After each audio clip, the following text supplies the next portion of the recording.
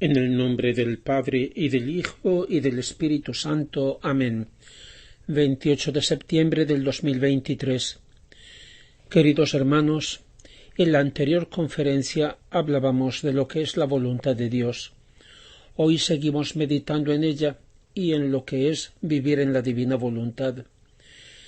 Estos encuentros son una especie de catequesis o de escuela para un conocimiento básico necesario para comprender las maravillosas verdades sobre la divina voluntad, cuyo don nos ofrece el Señor en los escritos de la sierva de Dios Luisa Picarreta. Prima aclaración para quien todavía no hubiera entendido. Una cosa es la voluntad, otra cosa es querer. La divina voluntad que Jesús llama en el Evangelio la voluntad del Padre es la realidad más íntima, vital, esencial de Dios. Dice: todo está en mi voluntad.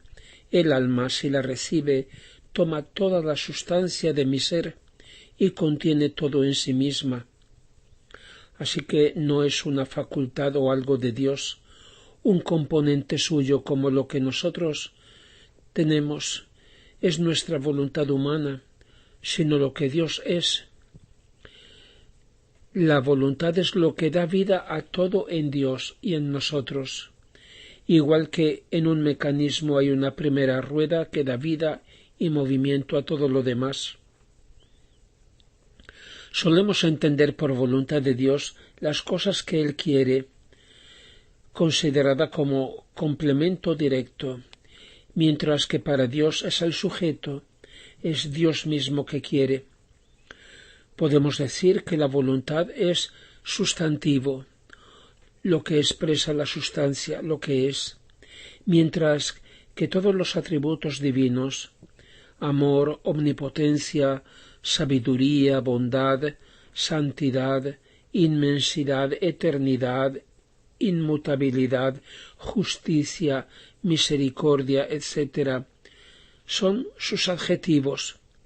La divina voluntad es omnipotente, inmutable, infinita, eterna, buena, santa, misericordiosa, sapientísima, llena de amor. El divino querer es la voluntad de Dios en acto, indica lo que hace, y por eso es un verbo.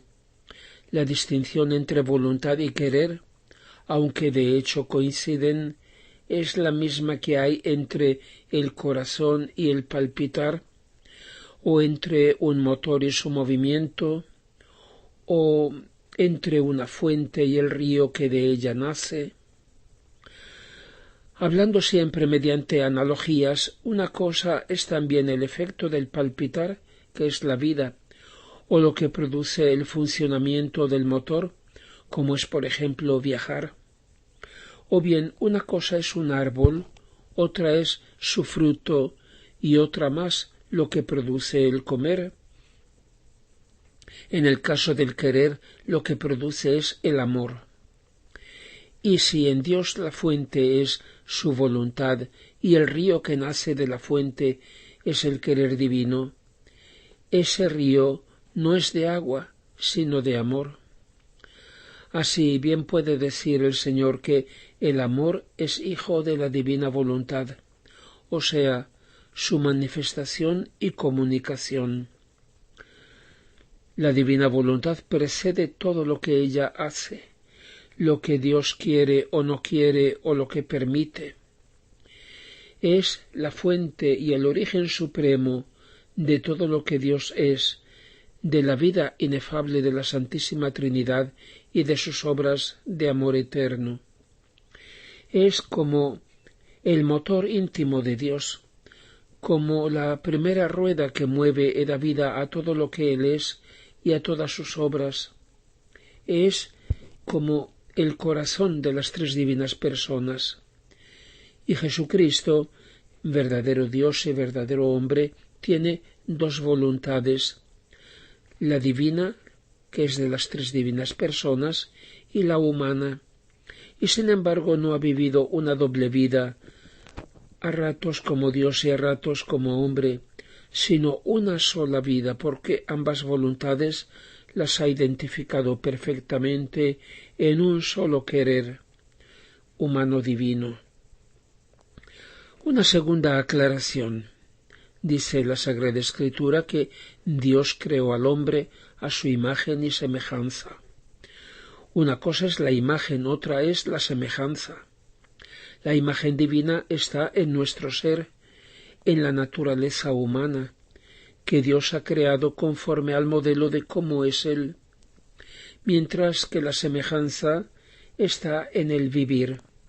El hombre debía vivir a semejanza de Dios, pensar como Dios piensa, ver todo como Dios lo ve, amar con el mismo amor eterno e infinito de Dios, tener sus mismos gustos, la misma felicidad, los mismos derechos divinos en cuanto hijo suyo.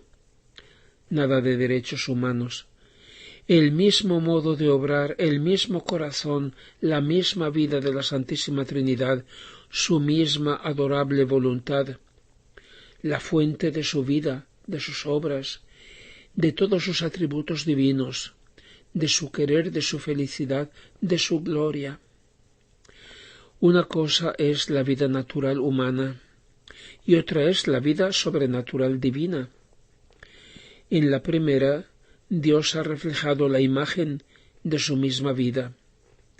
En la segunda, sobrenatural, no por naturaleza, sino por pura gracia, Dios concede una participación de su vida a semejanza de ella.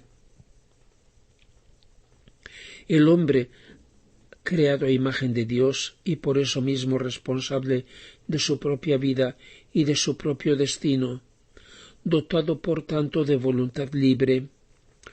Una cosa es el libre albedrío y otra es la libertad.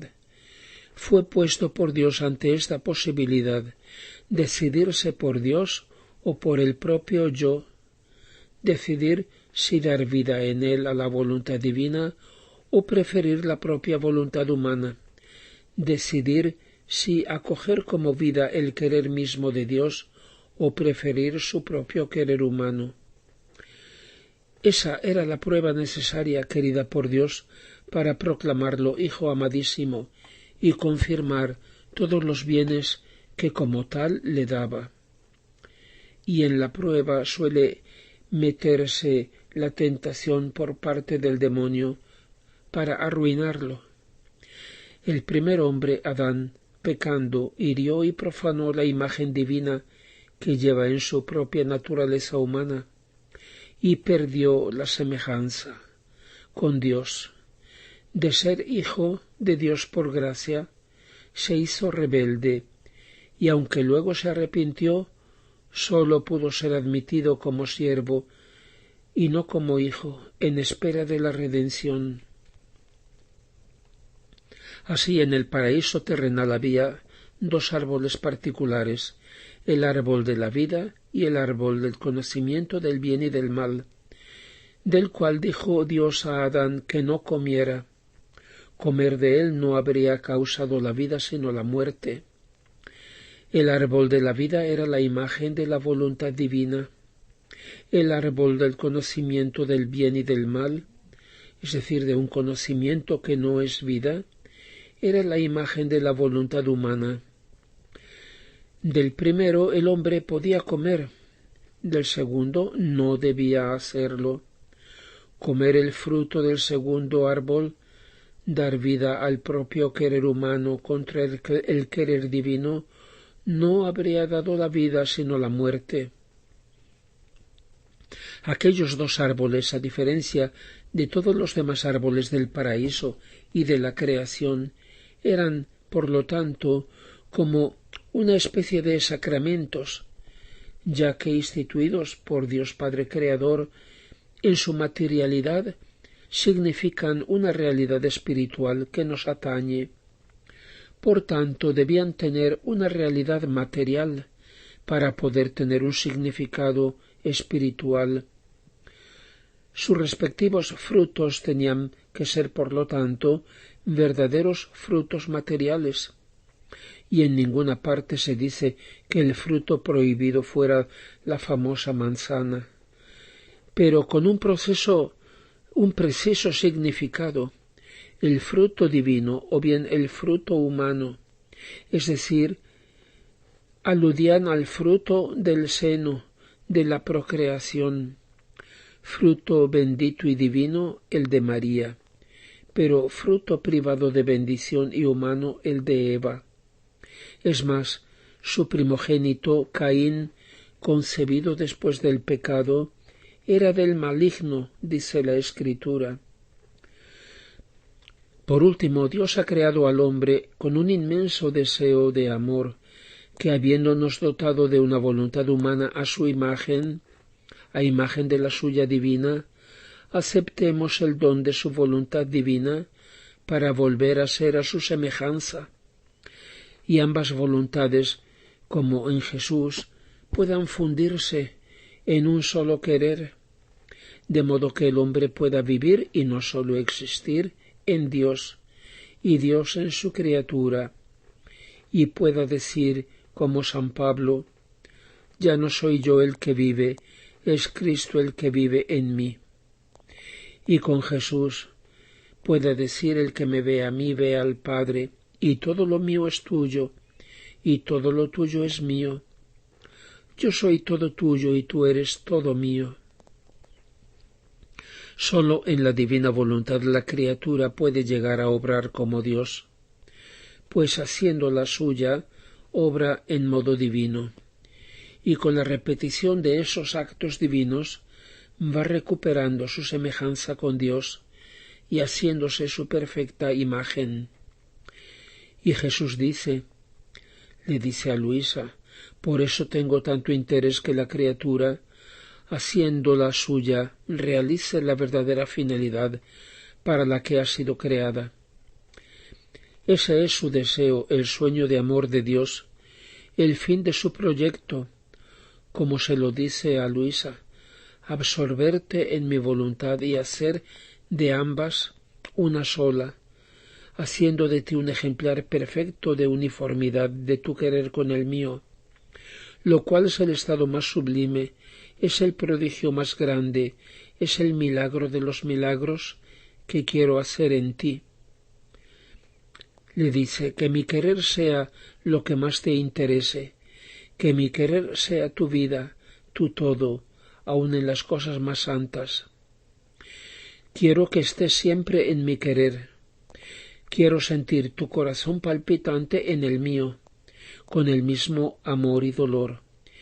Quiero sentir tu querer en el mío, que multiplicándose en todos me dé con un solo acto las reparaciones de todos y el amor de todos, y mi querer en el tuyo, que haciendo mía tu pobre humanidad la eleve ante la majestad del Padre como víctima continua.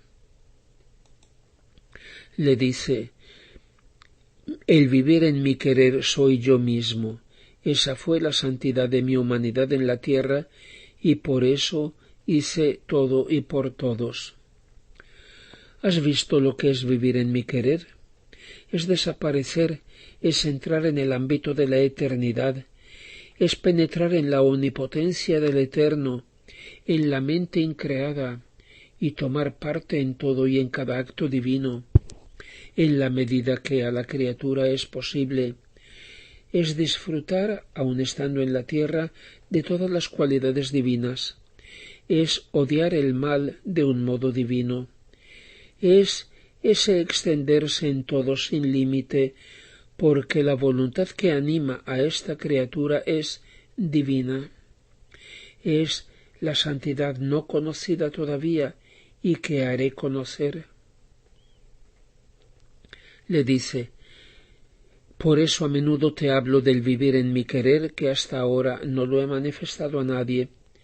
Todo lo más han conocido la sombra de mi voluntad, la gracia y la dulzura que contiene hacerla, pero penetrar en ella, abrazar su inmensidad, multiplicarse conmigo, y, aun estando en la tierra, penetrar en todo, en el cielo y en los corazones, Eso todavía no se conoce, tanto que a no pocos les parecerá extraño, y quien no tenga abierta la mente a la luz de la verdad no comprenderá nada.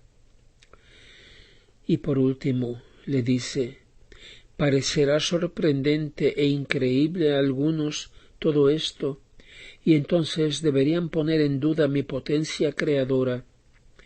Y luego, cuando soy yo el que lo quiere, el que doy este poder, acaba toda duda.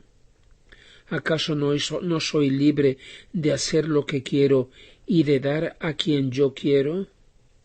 Gloria al Padre, y al Hijo, y al Espíritu Santo, como era en el principio, ahora y siempre, y por los siglos de los siglos. Amén.